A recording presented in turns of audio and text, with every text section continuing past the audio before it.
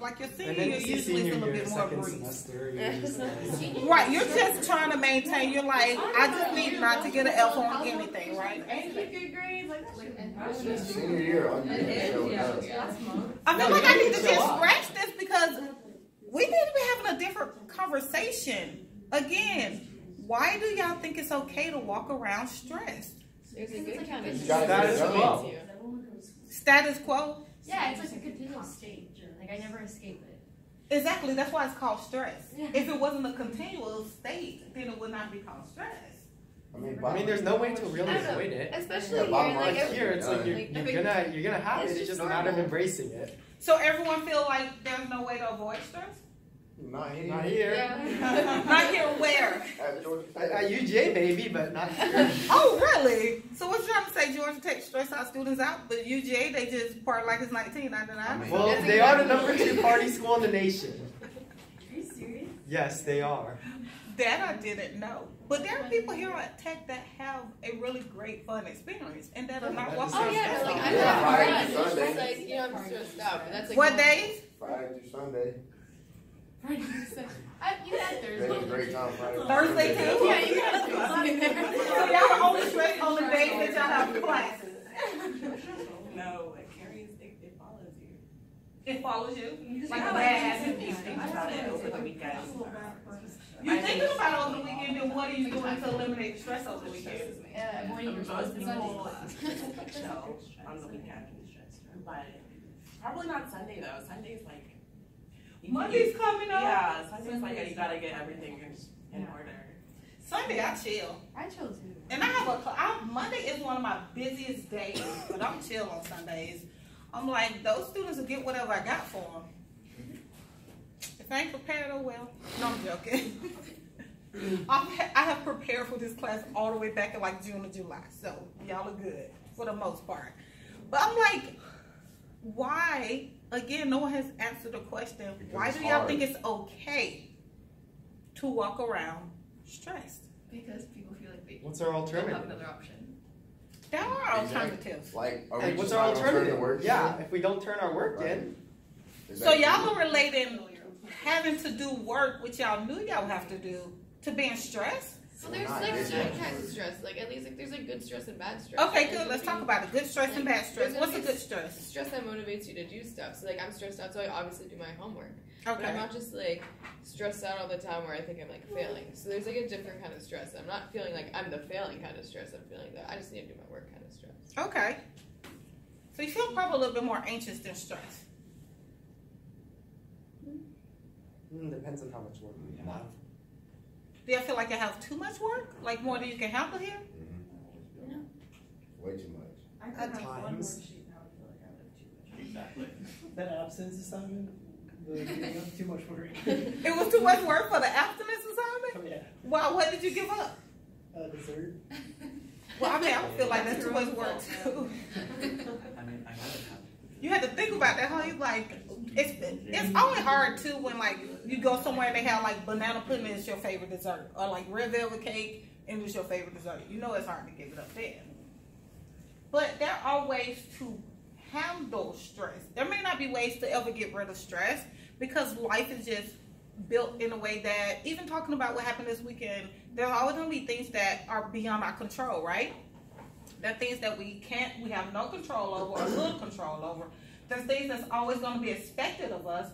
Like y'all are always expected to come here every Monday at 10:10. And then y'all have other classes that you're expected to attend every week. There's going to be assignments that you're expected to handle, take care of, and turn in. But y'all are already equipped here with what you need to do well. You're also equipped here and here with what you need to do to handle stress. What are some ways you can battle stress? Work out. Exactly. Work out. Which I know you have to do, so that's probably that's a different type of stress for you. Probably ain't alleviate your stress because you're forced to do it at certain times for certain reasons because you're an athlete. Yes. I'm in fencing club. Stab your friends, okay? It's good. Wow. I'm sorry, what? I'm in fencing club, okay? Like, I just heard stab your friends. I was like, no, I'm not promoting this. It's our motto, like in fencing club. Stab your friends. Like, It's a great way to relieve stress. I get what you're saying. It's like exercising, but you both have swords.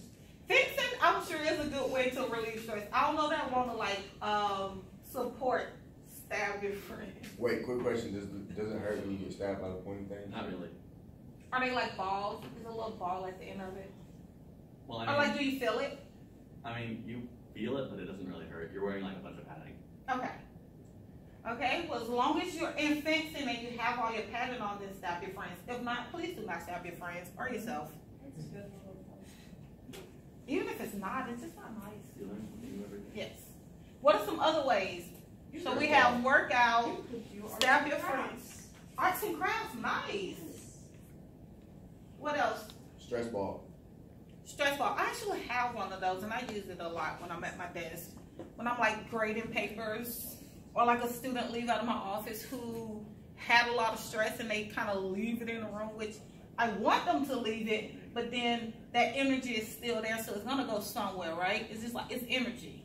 So it's not gonna just disappear, it's gonna go somewhere. So I have to find ways to release it. What are some other ways? I listen to music. Y'all may have noticed I love music. I play a song every day we come here. I listen to music sometimes, just to get myself outside of my head, right? So we're talking about stress. Stress is just a mentally, emotionally disruptive, upset condition occurring in response to adverse external influences. And it's capable of affecting your physical, mental, emotional, and spiritual health. So, in short, stress is just your body's response to external stimuli. You have a test, your body responds to that. You see something horrible happen, your body responds to that. Now, you can't always control how your body responds to it, but you can control, or you can affect how you bring your body back into the place that it needs to be, right?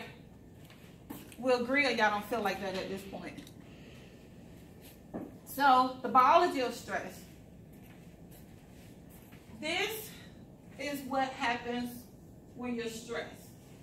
This is what happens when you're relaxed. Do you see the difference in the pupils here of someone stressed? Can y'all see that? I hope the lights don't dim it too much.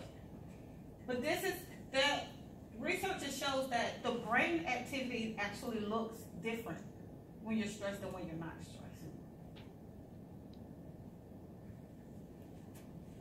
So when your brain receives that signal, that external signal, so when you have an external stimuli, your brain receives the signal, and then it passes it on and says, okay, something has happened, and then it releases hormones, right? When it releases those, it goes into the body. Then the body goes into the what? Anybody know what the body starts to do? The body wants to go into the fight or flight response. Exactly. An appropriate response to the situation. It just releases cortisol into your blood, and that causes a cold up. Oh, wow, good job. It goes into fight or flight mode, right? But like she said, the problem with fight or flight mode is you're not able to make good decisions. That's not your critical thinking part. That's not the critical thinking part of your brain. That's not the part of your brain where you make good decisions, long-term decisions. All it's trying to do is get you outside of that fear or that anxiety of, let me get out of this situation. So either I'm going to fight or I'm going to run. Now, does that mean you're going to physically fight somebody or physically run? No. But the brain is thinking about, how can I get out of this state? How can I get out of this state? So it's going to make the best decision at that moment, which is usually more of a short-term decision. But the more you don't handle those things, it becomes a long-term decision and not a good one. So when you get in that fight or flight mode, at that moment, all your brain is trying to do is get you out of trouble. Because your body is already set up to heal itself and protect itself. As long as it's in good condition, it's already set up to do those things. But you have to keep it in good condition. You have to feed it the right things. You can't feed it cookout every day. Especially if you don't work out. Can't feed it Starbucks every day and not drink water. Or drink Coke and Pepsi every day At your age, it's a little bit easier, right? Because your body can handle those things a little bit more. Once you get my age, yeah, learned that the hard way.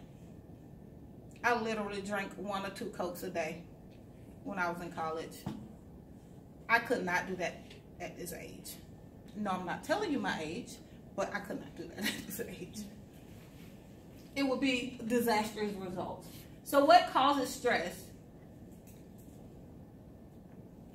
You have your resource right here. Use your resources. What causes stress? Vincent, what causes stress? Environment. Yes.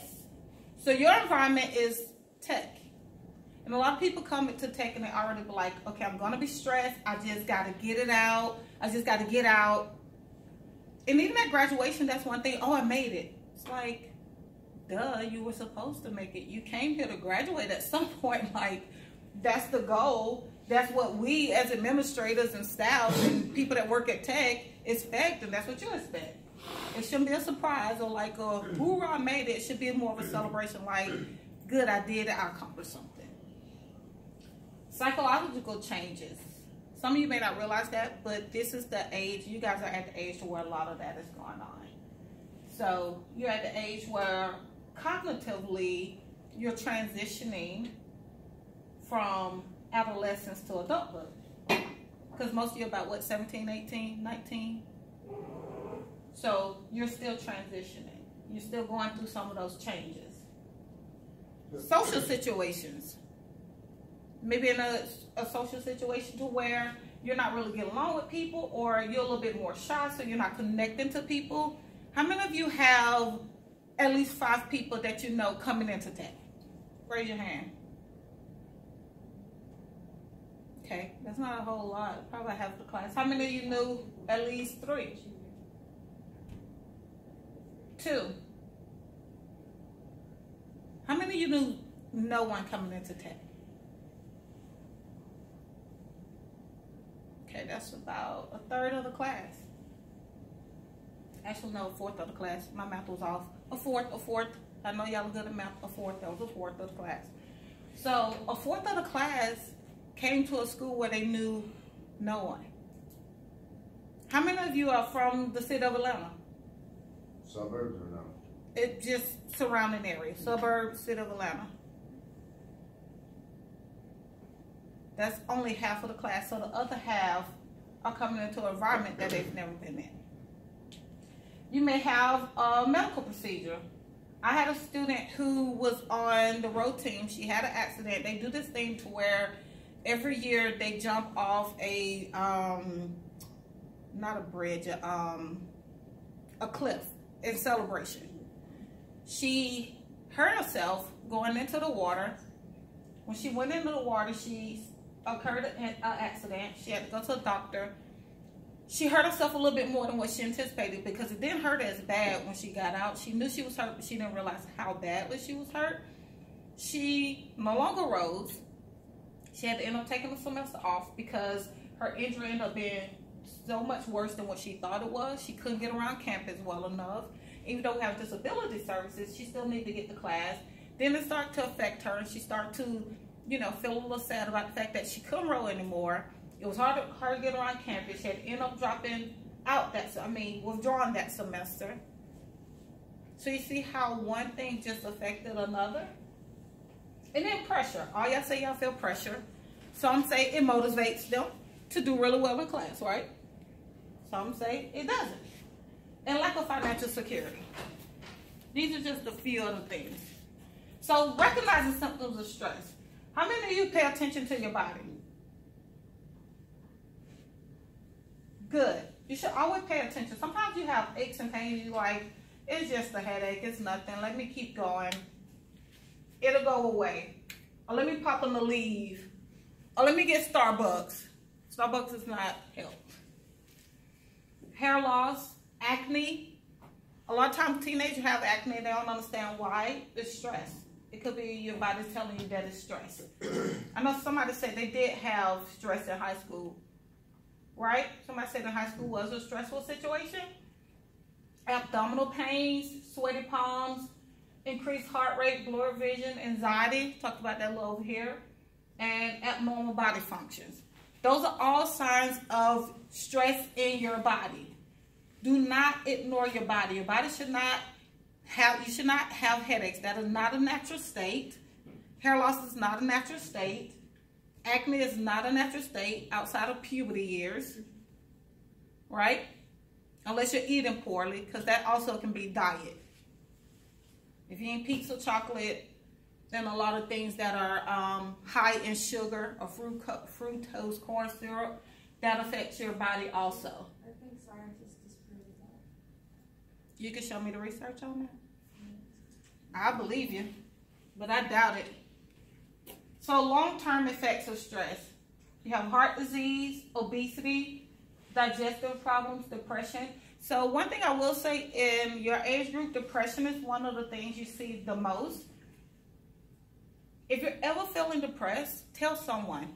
And usually not your friend or another student. And the only reason I say don't tell them, because a lot of times they don't know what to do with it. Or they may be feeling the same way. So to them it's like, oh, you're fine. I sometimes feel sad too every Tuesday. That's not normal. Okay? How many of you would know what it looked like if you were depressed? Or what it felt like? How many of you know what it looked like if you saw it in a friend? If you had a friend that missed class 3 weeks in a row, would you be concerned? Would you automatically think they're depressed?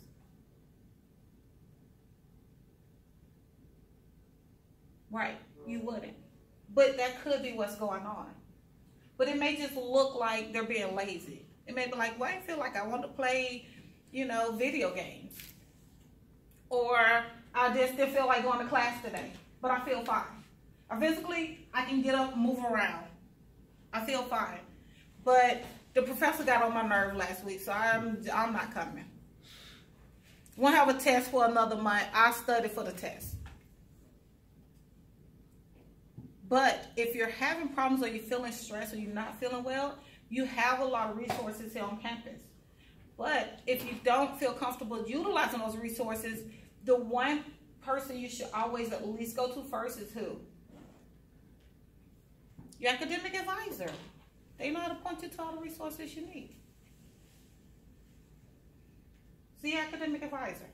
If you're not feeling well and you find that you're dragging, and that's not usually how you behave, and it lasts longer than a 7-day period, then you should seek help. Insomnia, can't really tell that in students your age because y'all barely sleep anyway. Y'all trying to get too much done in a 24-hour work period. So, new school environment, bad grades. How many of you get a bad grade and you're like, it's okay, I'll do well next time? You? He's like, I do. I know I'll do better next time. How many of you get a bad grade and you talk about it for a whole week? A whole month. I have a student who talked about a bad grade for a whole semester and a half. And I finally had to say, let it go. You already failed. That's the reality of the situation, right? You failed it, but then you did well going forward. Let that one bad grade go, please, for your sake and mine. New romantic relationships.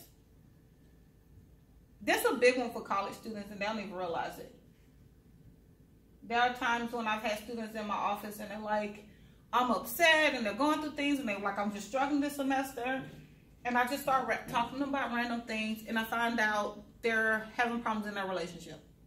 Or the relationship just broke up. Or they just got a new relationship. Now, my first instinct is to say, just get out of it, let it go for now. But I get that this does not happen.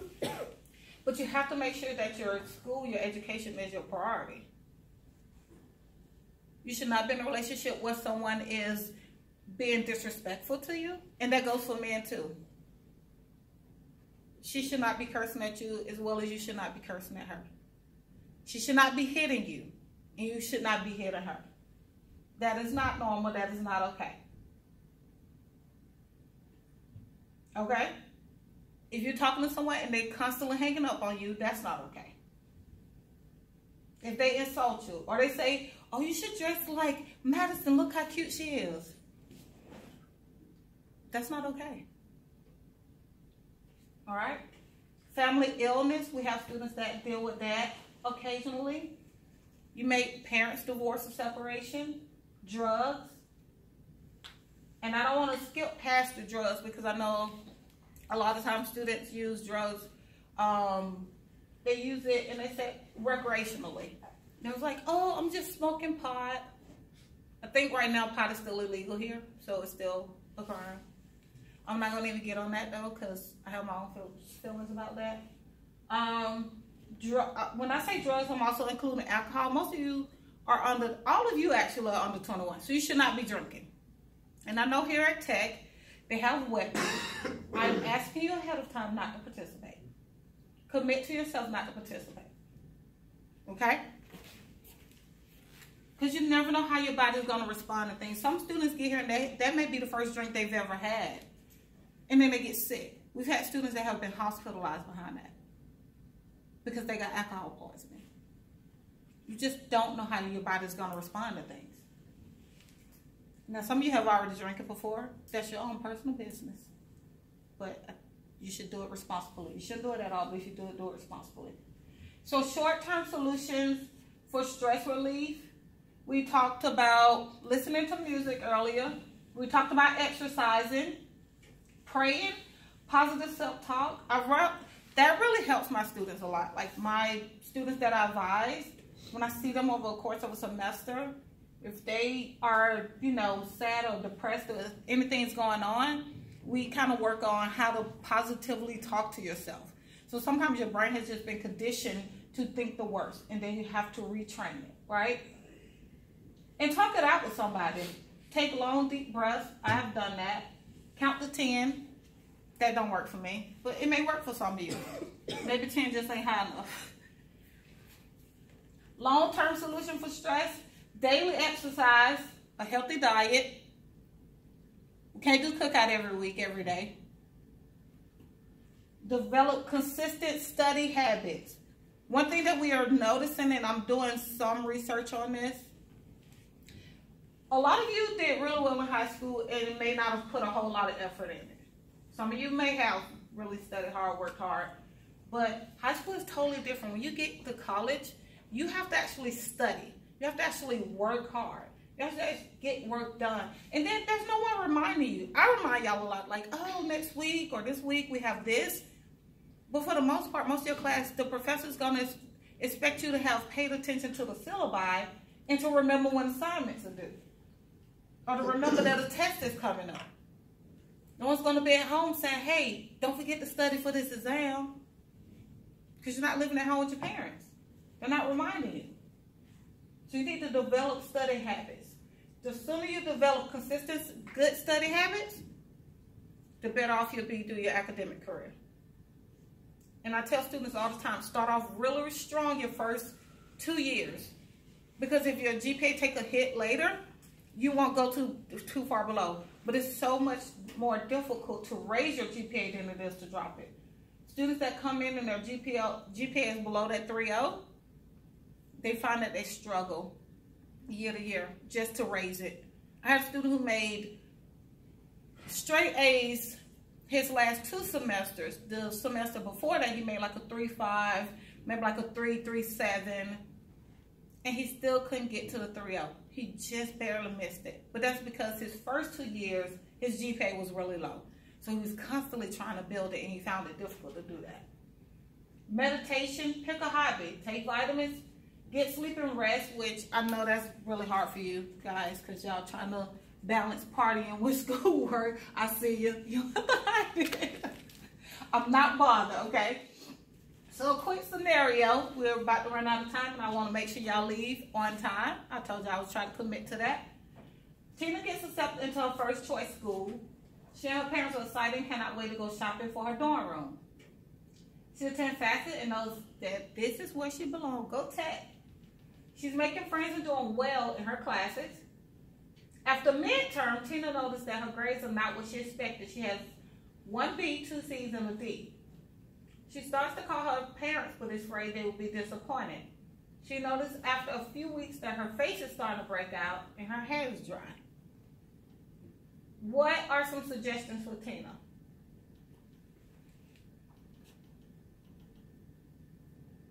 Yeah. What? Just quit. Jump out of school. Just quit. Because of a little acne and dry hair? Yes. So y'all face and y'all hair is more important than school? Yes. Okay. Drop out. What's another option? I don't want to say to suggest that to Tina. Not after one semester. If you got a B, 2 C's and a D, you dropping out? Nah. Hey, nah. What you doing? Well, I know you're not dropping out. That's not even a question for you.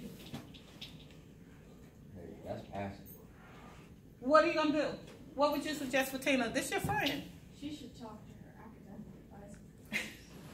You've been reading the pamphlets, haven't you? And listening in class. Yes, she should. Well, her academic advisor will call her in the office anyway. If a student make this GPA, then they're already on my radar. So I'm calling them in. I'm emailing them anyway. We're a lot more proactive at Tech than what y'all expect.